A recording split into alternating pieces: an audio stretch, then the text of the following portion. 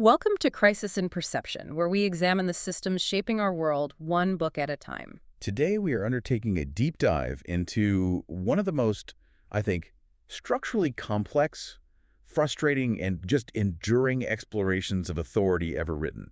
Franz Kafka's unfinished masterpiece, The Castle. And for this deep dive, our sources are really centered around the definitive edition of the novel. That's the one that includes all those extensive, later released manuscript fragments curated by his friend Max Brod. Right. And we're pairing that with critical commentary that looks at Kafka's work not as some, purely psychological allegory, but as a genuine map of institutional power. The core question we're forced to wrestle with here is, well, it's monumental, and it feels painfully relevant today. It really does. Right. How does an individual, a man we only know as K, maintain any sense of agency or identity when their legitimacy, their belonging, even their right to exist in a place is controlled by a remote, completely incomprehensible bureaucracy? And what makes this book from the early 20th century feel so current? I think it's because it perfectly captures that feeling of being perpetually managed, judged, and evaluated by these enormous, distant systems. Yeah, whether that's government bodies, massive global corporations, or, the opaque algorithms that run so much of our lives now. Exactly. Their inner workings are a black box, totally unknowable. Their decisions can seem completely arbitrary, but those decisions are entirely consequential to the trajectory of your life.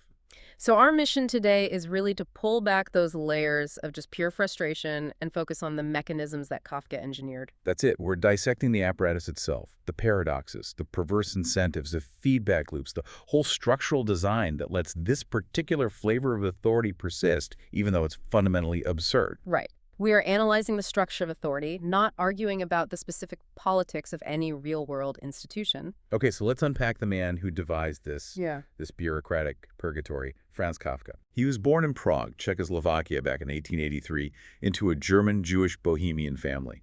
And his professional life is absolutely critical to understanding his themes. This is so important, right? He wasn't just an outside observer of this stuff. Not at all. He lived right inside it. He got a doctorate in jurisprudence, that's in law, from the German University in Prague. So he was a lawyer. He was. And this wasn't just some side degree he picked up. His intimate daily knowledge of legal structures, of insurance claims, bureaucratic struggle, justice, and that paralyzing concept of guilt.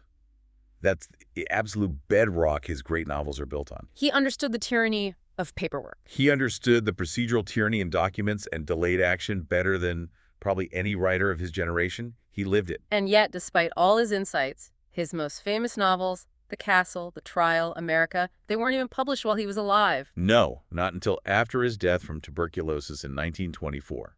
We only have them because of his devoted friend and editor, Max Brod. The one who famously ignored Kafka's final wishes. He did. Kafka instructed him to destroy all his manuscripts, and Brod just consciously ignored him. We owe him everything for that. And The Castle specifically, Schloss. Right. It's famously unfinished. Right. Kafka just stopped writing in the middle of a chapter. We don't have his concluding chapter, though Brod gives us a hint of what it might have been. And the version we have now is much bigger than the first one that came out, isn't it? It is. The first English translation was in 1930, but Brod later released all this additional fragmentary material. So the definitive edition we're looking at today is nearly half again as long as that first American one. Which just deepens that sense of relentless, overwhelming complexity, I imagine. It really does. And the historical context here is so important. Kafka rose to become a true classic of modern literature, but people didn't quite know what to make of him. He was called a strange and disconcerting genius. The writer Thomas Mann called him a religious humorist, which I find fascinating. It's the perfect phrase, isn't it? It gets right to the core paradox of the novel. His writing is dreamlike, it's oppressive, it's illogical and absurd. Yes. But at the same time, it's full of what's been called a desperately reasoned morality. He's always striving toward justice, toward goodness, toward what he saw as, the true spiritual will of God. That relentless moral striving is the engine of the entire book. And it wasn't for some abstract ideal. He was yearning for the very thing his protagonist, Kay, is chasing. Exactly. The secure, grounded existence of just belonging. Mann borrowed a phrase from Gustave Flaubert to describe it. The longing for the blisses of the commonplace. Ils sont dans le vrai. They are in the true, or in the right. Kafka felt he was permanently on the outside looking in at that blissful, normal, secure community life. He was marginalized from it. And that right there is the central thesis of the novel. It's everything. The castle is the story of Kay, this ostensible land surveyor who arrives in a village dominated by a remote, inscrutable authority, the castle itself. And the novel is just his ceaseless, exhausting, desperate struggle. A struggle to gain recognition, validation, acceptance, to become a legitimate native or achieve a state of grace from this superhuman, arbitrary, baffling system. That operates like a terrifyingly magnified version of a petty government department. A petty Austrian department, to be specific. It's this unrelenting quest for acknowledged existence. Yeah. And it all kicks off with a spectacular bureaucratic blunder. Okay, let's move into the core ideas, the structural flaws of this system. We can start with what you call the arbitrary nature of legitimacy, the land surveyor paradox. Right, so Kay arrives in the village with a very clear assumption. He is the land surveyor engaged by the Count. He has a title. And at first that seems to be true, right? For a moment, yes. His claim is immediately confirmed over the telephone by Herr Fritz and under Castellan. This happens after a young man named Schwarzer reports Kay's rather disreputable appearance at the local inn. So he gets this fleeting moment of legitimacy. A very fleeting moment. Because the system, which should affirm his existence, immediately contradicts itself. Schwarzer gets a second urgent call, completely reversing the decision. The system just oscillates. Violently. Kay goes from being a confirmed official to a fraudulent tramp, and then, after another urgent call, he's back to a state of conditional legitimacy. The system cannot hold a consistent truth about who he is. And the moment of real clarity, or maybe spectacular confusion, is when he finally meets the mayor. Exactly. The mayor has to deliver the most convoluted, self-negating explanation imaginable. He confirms Kay's legal status. You've been taken on as land surveyor. Right. But unfortunately, we have no need of a land surveyor. Wow. So that's the paradox. His appointment is legally valid, triggered by an official request, but it's totally superfluous. Totally. The job's already done. The village frontiers are marked out, recorded, finished. The system has manufactured an official need while at the same time confirming a total practical non-need. The process worked, but the purpose is obsolete. But the truly fascinating part is why. The mayor's explanation of how this mistake happened is just a brilliant dissection of bureaucratic failure. It really is. It involves a Department A, a Department B, and a failure to enclose an original order with its covering letter. Let's spend some time on this because it explains so much about how these systems just persist. Okay, so the initial order, which was probably trivial, gets misdirected. It goes to Department B instead of Department A, where it should have gone. The simple filing error? A simple error. But the subsequent confusion over the lost document and months, maybe years, of silence meant the whole thing just fell into oblivion in Department A. It essentially died. But the covering letter, the metadata about the order, that survived. It survived, and it lands on the desk of a very specific official in Department B, an Italian named Sordini, who is famed for his conscientiousness. Ah, and that's the critical moment. It's the linchpin. If that letter had landed on anyone else's desk, Kay would likely never have been summoned. The case would have been dismissed. But Sordini is conscientious. He's almost pathologically so, driven by this absolute need for order and convinced something suspicious is going on because he can't reconcile a vague reply with the lost documents. He launches a massive, multi-year, drawn-out investigation. He becomes obsessed with finding a missing piece of paper. Completely obsessed. Wait, so are you saying that the person trying hardest to follow the rules, the most diligent person in the system, is the one who causes it to seize up and generate maximum absurdity? That's exactly what I'm saying. In a closed bureaucratic system like this, conscientiousness becomes a destructive force. How? Sordini's rigor, his absolute refusal to let the case be dismissed just because the paperwork wasn't perfect, is what turns a clerical whim, what the mayor calls a very unimportant case, one might almost say the least important among the unimportant, into a great affair. It creates columns of documents, intense scrutiny. It generates enormous complexity. His internal rigor guarantees the system's overwhelming, self-perpetuating complexity, and it traps Kay in this endless manufactured loop of importance. It's a spectacular indictment of process for the sake of process. It is. Sordini, just by trying to do his job well, creates so much administrative tension that the high-level authority is eventually forced to intervene just to relieve the pressure. And the outcome Kay's summons is nonsensical. Which proves the decision had nothing to do with the actual facts of the case. Nothing at all. Yeah. It's an act of bureaucratic impatience, not a judicial review. It's a system short-circuiting because of its own diligence. And this systemic failure, this inability to connect legal validity with practical reality, brings us right to your next insight. Yes. Insight 3.2. Communication as illusory and deceptive. The castle actively creates an illusion of accessibility, mostly through modern technology, which is then revealed to be either actively hostile or just completely useless. The telephone. The telephone. When Kay first sees the system, he's actually impressed. He thinks they had everything up to the mark. Even the lowest end, even a Castellan son like Schwarzer can just call the castle. It signals efficiency, modernity, But again, the mayor pulls back the curtain. and provides the devastating systemic truth. He explains there is no fixed connection with the castle, no central exchange that transmits our calls farther. So when you call the castle, what happens? The instruments ring simultaneously in all of the subordinate departments. All of them at once. All of them. But, and this is the crucial detail, all the officials are constantly working furiously the whole time, so virtually all of them just leave their receivers permanently off the hook. So the system is always busy, but that busyness is a structural filter against actually communicating with anyone. Precisely. And if you listen closely on the village phones, the only real and reliable thing you can hear is this mysterious humming and singing. The sound of children's voices. Countless children's voices. Yep. And Kay learns that this noise, this is the sound of the castle's ceaseless high-level work. It's the sound of the divine, inscrutable administrative apparatus. It's the sound of pure, unengaged process. So the technology gives you access, but only to the ambient noise of the bureaucracy at work. That, or you get a practical joke from a fatigued clerk who's looking for a distraction.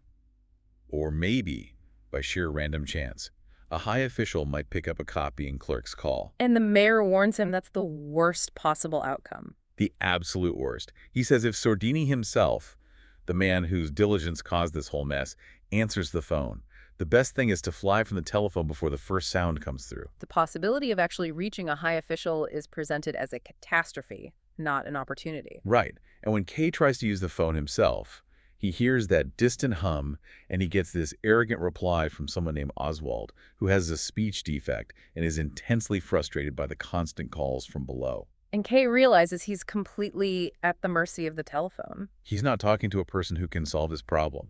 He's talking to an overworked clerk whose random mood and annoyance will determine his fate. The technology gives him the illusion of a direct connection to power. But in reality, it just transmits background noise and exposes him to the caprice of the lowest level, most frustrated operative. It's a perfectly designed communication channel. It filters out and frustrates the legitimate applicant while maintaining the powerful social myth that the castle is accessible and operational 24/7. Structural denial of access wrapped in a veil of modern convenience. And this frustration with the core mechanics of the system forces Kay to rely on people, on the intermediaries physically closest to the castle. Which brings us to Insight 3.3, the paradox of the gatekeepers. Right. The people who are closest to the castle are often the most absurd, but they become absolutely essential for Kay to navigate this world. They have what you call prohibited insight. The assistants, Arthur and Jeremiah, are the perfect example. Kay describes them as having the fantastic absurdity of characters in dreams. They're completely docile and obedient on the surface, but they're useless. They move in these synchronized pairs and instantly try to shirk every single responsibility Kay gives them, especially when it comes to getting the permits he needs to get closer to the castle. I love that Kay tries to impose rational order on their absurdity. He forces them into the role of a single person, calling them both Arthur. Yes, insisting they have to follow his commands jointly so they can't blame each other for failure. It's his logical mind trying to grapple with the absolute dream logic of the system.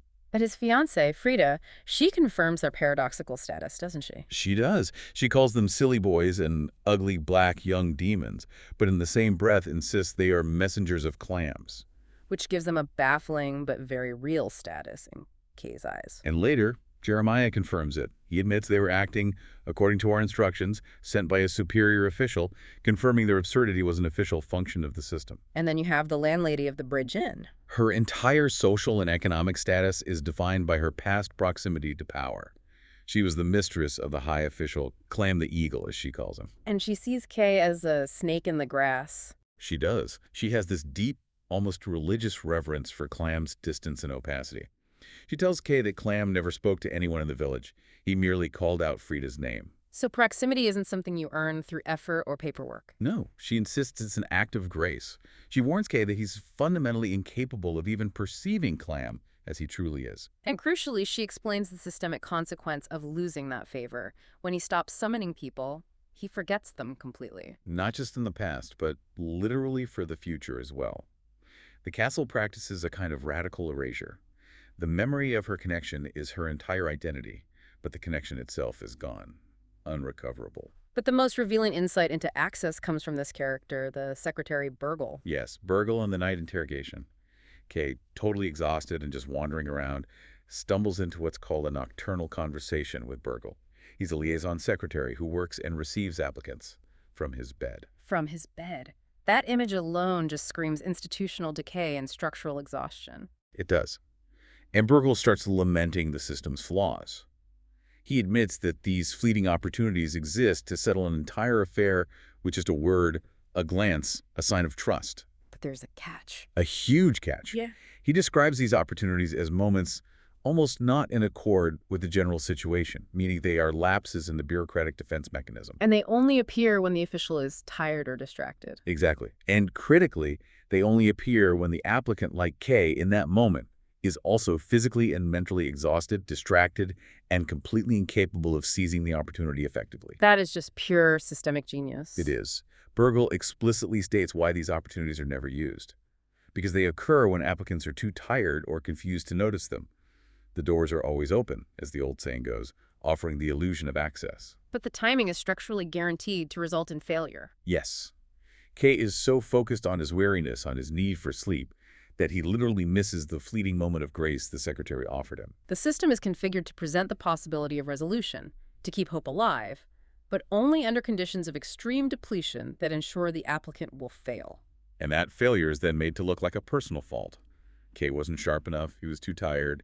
It's never presented as what it is, an inevitable systemic design. Okay, finally, let's look at Insight 3.4, Power and Punishment Through Ostracization, Amalia's Secret. Right.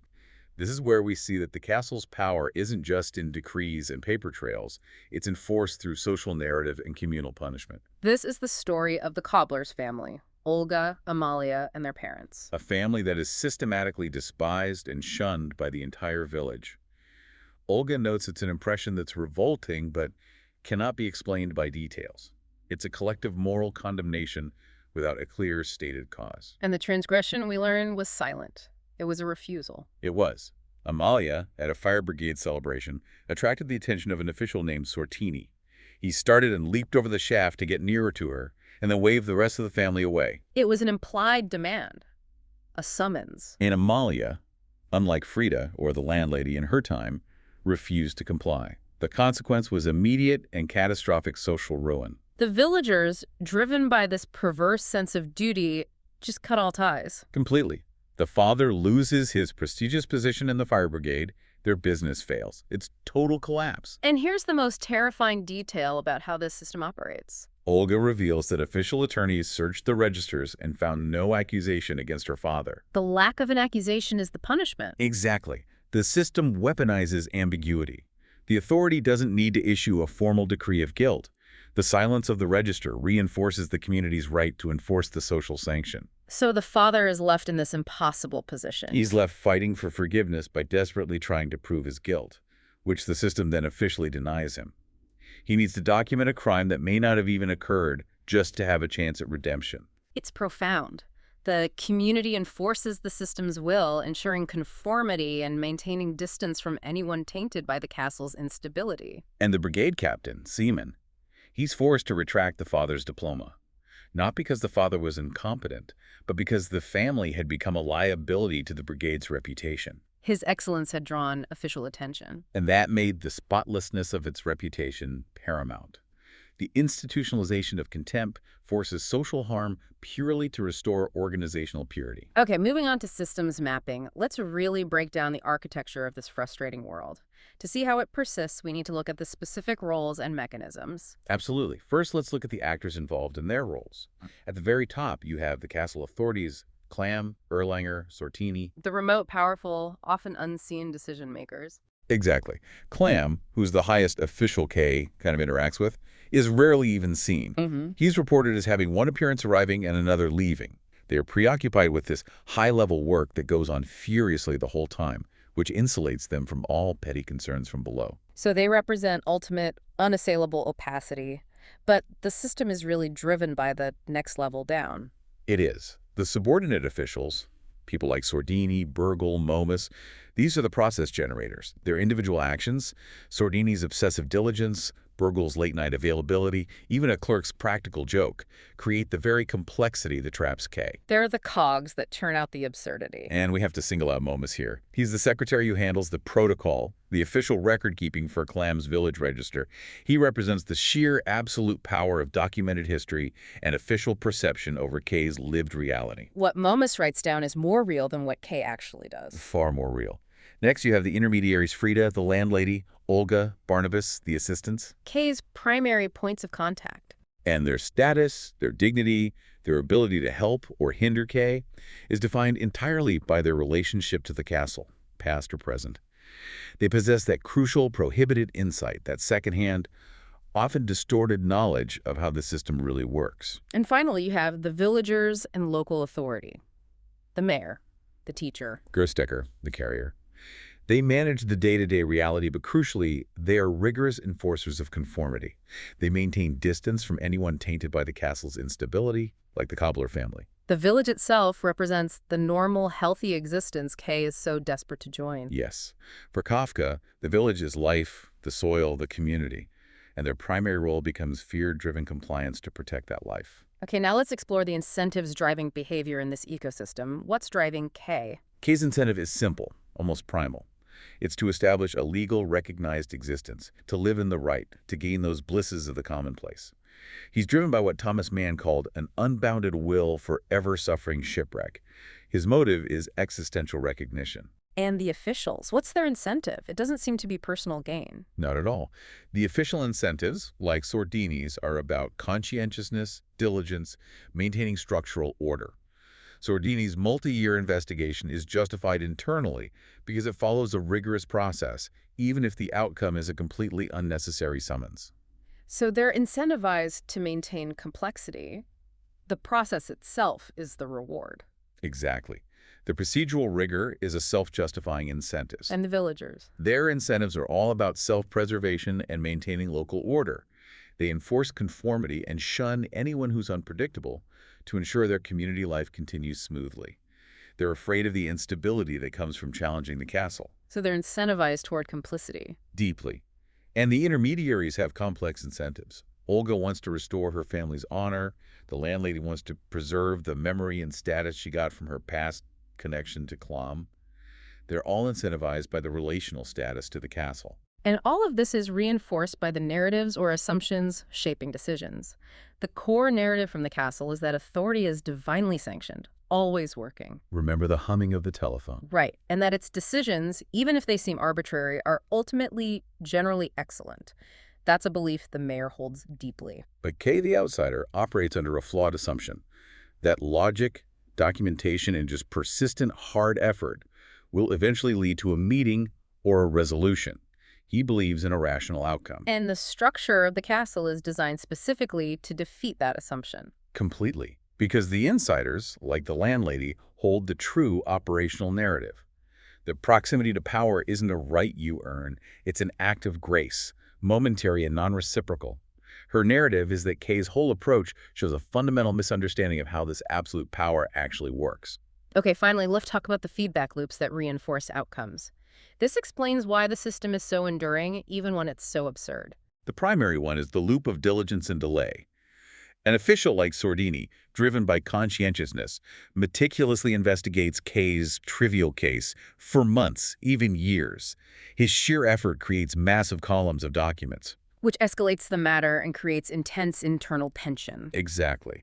And this escalating tension caused by diligence eventually forces the high-level authority to make a flash, arbitrary decision like issuing the summons just to relieve the administrative pressure Sordini created. So the outcome is totally divorced from the input? Completely. The diligence guarantees the delay, and the delay guarantees the arbitrary decision. It's a closed system where effort leads to chaos, not clarity. Then there's the loop of distance and desire. The more remote the castle is, Yeah. physically and administratively, the more elevated and godlike the officials seem to the villagers, and the more desperately Kay strives to reach it. So the distance itself creates the desire. It creates a self-reinforcing desire.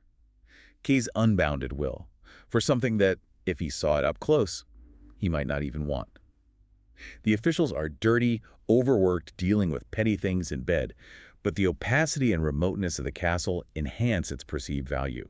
The obscurity fuels the yearning. And finally, the persistence of harmful outcomes. This loop is critical. The system persists because local actors, the villagers, comply with the social mandate to shun those who are rejected by the castle, like the cobbler family. The community is afraid of the instability that comes from challenging the rules. So they maintain the separation, they enforce the punishment. And that shunning ensures the population stays compliant and isolated from anyone who might question the system's legitimacy. It's a local, community-enforced feedback loop, and it might be the most insidious one, because the distant authority outsources its policing and punishment to the people themselves. Conformity becomes the survival strategy. Okay, let's bridge Kafka's world to our own. Let's talk about the present-day implications. Because the opacity of the castle feels incredibly familiar. It really does. Think about our own modern institutions as the castle. We all deal with bureaucracies where trying to find the responsible human agent is just impossible. Yeah, when a big government agency denies your appeal or a huge corporation rejects your job application, you're just facing this wall of impenetrable process. Exactly. Kay's desperate confusion, who is Fritz, who's Oswald, who's just a copying clerk, that resonates perfectly with the modern difficulty of finding the human who's actually responsible for a decision that was probably generated by a black box algorithm. When you're denied a mortgage or your social media account gets suspended, you rarely get to talk to a human decision maker. You don't. You appeal to a system whose departments and logic are totally foreign to you. You're launching a process that mirrors Kay's struggle, where your specific case is processed through these tiers of non-communication and eventually lands on the desk of an invisible Sordini whose job is to create thousands of documents analyzing you. And this connects directly to the idea of the protocol versus reality, the power of Momus's protocol. Yes. The landlady hints that the protocol, the written official record in Clam's register, is the only real official connection Kay can have with the highest authority. Which is deeply unsettling in our data-driven world. The official record, the metrics, the data points, your digital history becomes the definitive reality of who you are. And it's completely separate from your lived experience or your actual intent. Momus, the record keeper, holds the power. Our obsession with metrics means the system's perception of you, your credit score, your digital resume, your online reputation, has far more power than the reality of your character. Status is achieved through documentation, not personal encounter. And we see this illustrated so well in that anecdote about the landlady's wardrobes. She has this huge collection of old-fashioned fussy dresses that she keeps locked away and meticulously maintained. Right, even though they're totally inappropriate for her current job. And Kay tries to mock her for it. But she reveals she has multiple wardrobes full of them. It's a display of her wealth and her past proximity to power. Her accumulated possessions define her standing, even if they're functionally obsolete. It's a physical manifestation of status earned by association. Exactly. Stored as material evidence.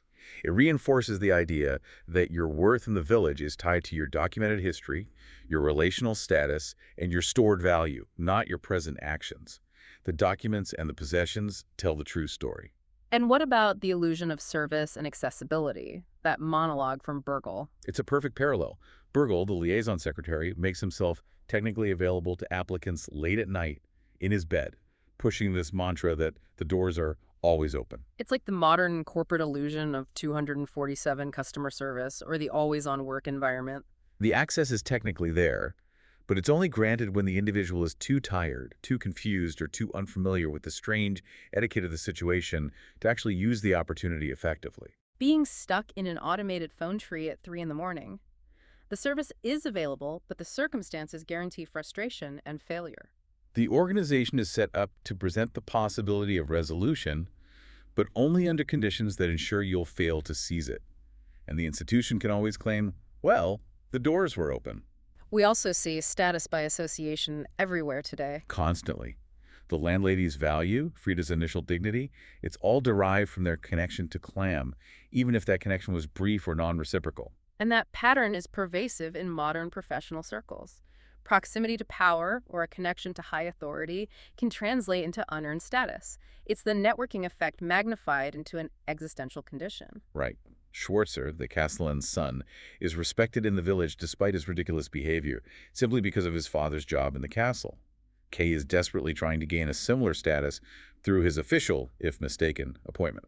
Let's connect the castle to some of the broader themes we look at in our analysis. First, this crucial distinction that Kay never quite seems to grasp: systems versus individual blame. Yes. Kay is constantly externalizing his frustration. He's blaming the assistants for their stupid act. He's blaming Frida for sacrificing him. He's blaming the landlady for confusing it. He's always searching for a human agent of malice. But the mayor provides the system's own self-justification, doesn't he? He does. The mayor's constantly justifying the system's failures. The lost files, the unnecessary appointments, the huge delays, not as individual malice, but as the unavoidable consequences of an efficient but overly sensitive and long drawn-out administrative apparatus. So the system itself is the generator of the absurdity. It is. And this diffusion of responsibility means no single official, not Clam, not Sordini, not the mayor, is personally accountable for the distress Kay suffers. The apparatus produces the outcome, and that insulates all the individual actors from blame. It's the mechanism of the machine, not the intent of the operator. Next, there's the idea of power hidden inside neutral processes. The mayor's exhaustive explanation of the paperwork going between Department A and Department B is the perfect example of this. So who holds the power in the castle? It's not really the supreme, unseen Clam. No. It's the process. The filing, the routing, the diligence, the waiting. These seemingly neutral administrative actions become the primary source of power and frustration.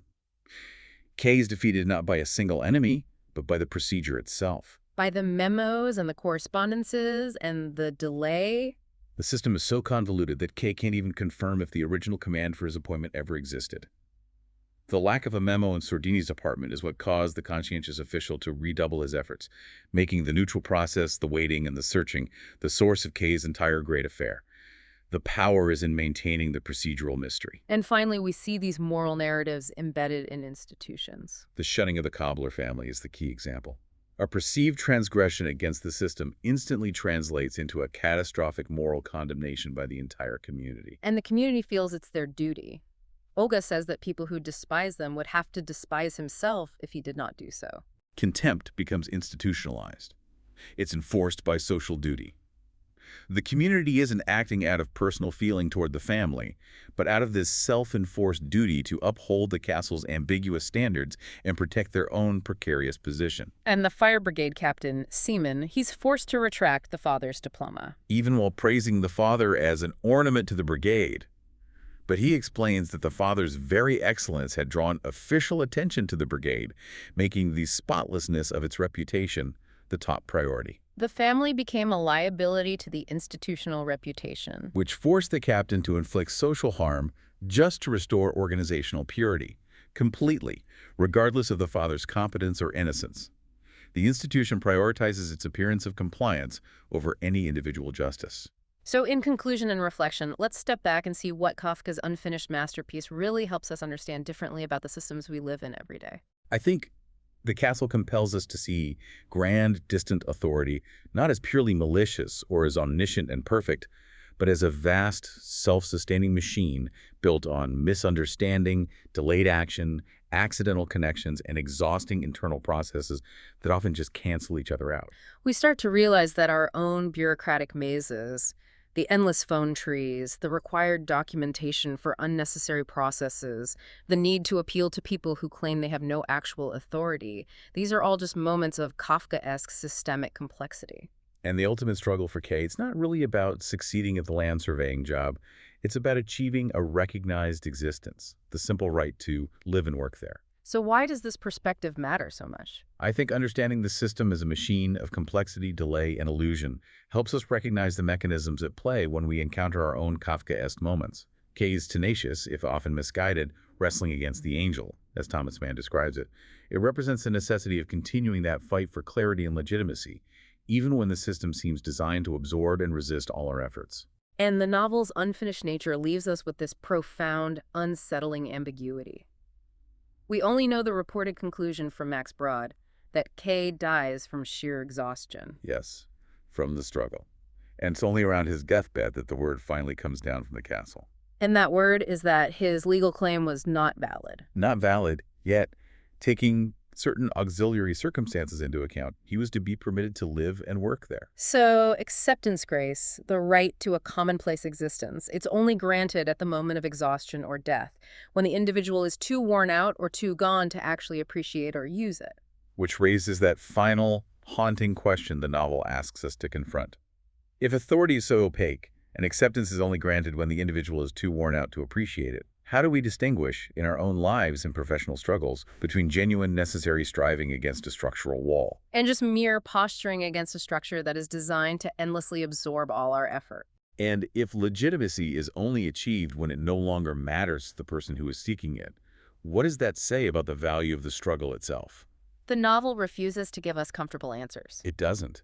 It just leaves us wrestling with the inherent ambiguity of our place in a world ruled by remote, inscrutable castles. This has been a deep dive into The Castle by Franz Kafka. We encourage you to read the book yourself, support the author if you found the ideas valuable, or check your local library for free access. For a shorter visual overview of this topic, see the mini explainer linked in the description. If you enjoy this kind of systems-level analysis, please like, subscribe, and comment with books or topics you'd like us to explore next.